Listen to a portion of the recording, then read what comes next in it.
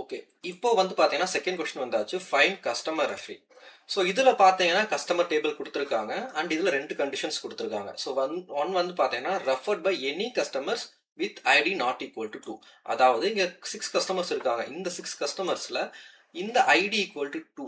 இந்த second ID refer பண்ண ஆட்கள் மட்டும் எங்களுக்கு வேணாம். நாட் ஈக்குவல் டூ 2னா, இந்த அப்பார்ட் ஃப்ரம் 2 மத்த கஸ்டமர் ஐடியோட ரெக்கார்ட்ஸ்லாம் எங்களுக்கு வேணும்.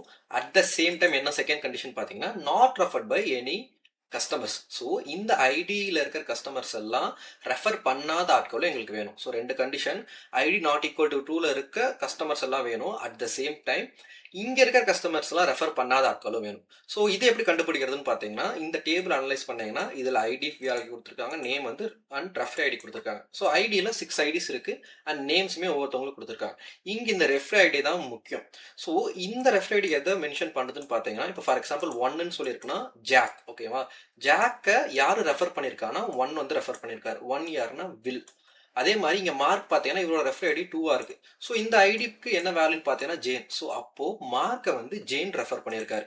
ஸோ இப்படிதான் நம்ம ஒரு கொஸ்டினை வச்சு இந்த டேபிளை வச்சு அனாலிசிஸ் பண்ணணும். ஸோ இப்போ நம்ம கண்டிஷன் படி பார்த்தீங்கன்னா யாருக்கெல்லாம் இந்த ரெஃபர் ஐடி 2 இருக்கோ, so ID not equal to 2லாம் அவங்களுக்கு வேணாம்னு சொல்லியிருக்காங்க. ஸோ அப்போ இந்த 2 இருக்கிற யாருமே நமக்கு வேணாம். ஸோ அலெக்ஸும் தேவையில்லை, மார்க்கும் நமக்கு தேவை கிடையாது.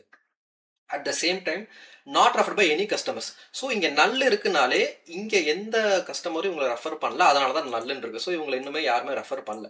ஸோ இப்போ நமக்கு என்ன தேவைன்னா not equal to and referee ID equal to null. So ரெண்டே சிம்பிள் கண்டிஷன் தான். இதுக்கு வந்து நார்மலான வேர் கண்டிஷன் போட்டாலே போதுங்க. ஸோ அது எப்படி நான் சொல்கிறேன், ஃபர்ஸ்ட் செலக்ட் பண்ணிக்கோங்க. என்ன செலக்ட் பண்ண சொல்லியிருக்காங்க, கஸ்டமரோட நேமை மட்டும்தான். So select name from table.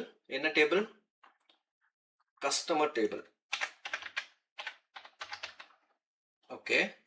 So இப்போ வந்து வேர் கண்டிஷனில் பார்த்தீங்கன்னா நமக்கு என்ன தேவை, ஃபர்ஸ்ட் கண்டிஷன் பார்த்தீங்கன்னா ID not equal to 2. Okay. So இந்த ஐடி வந்து ரெஃபர் ஐடி வந்து நாட் ஈக்குவல் டு 2ல இருக்கும். Okay, refer ID not equal to 2. Okay. So first question okay, first condition okay.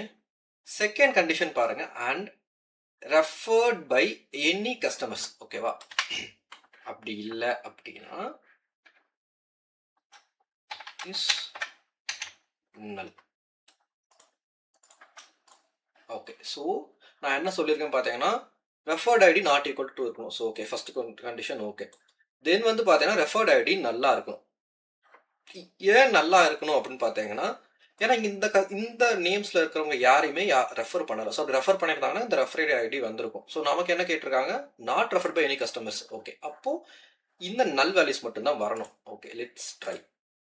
Okay, நம்ம டெஸ்ட் கேஸ் பாஸ் ஆயிடுச்சு. பார்த்தீங்கன்னா same Will, Jane, Bill, Jack தான் வந்திருக்காங்க. அதே தான் எக்ஸ்பெக்டட். ஏன் இவங்களாம் வந்திருக்காங்க பார்த்தீங்கன்னா, ஃபர்ஸ்ட் வில் எடுத்துக்குவோம். இவங்களுக்கு ரெஃபர் ஐடியே கிடையாது. தென் ஜேனுக்கும் கிடையாது.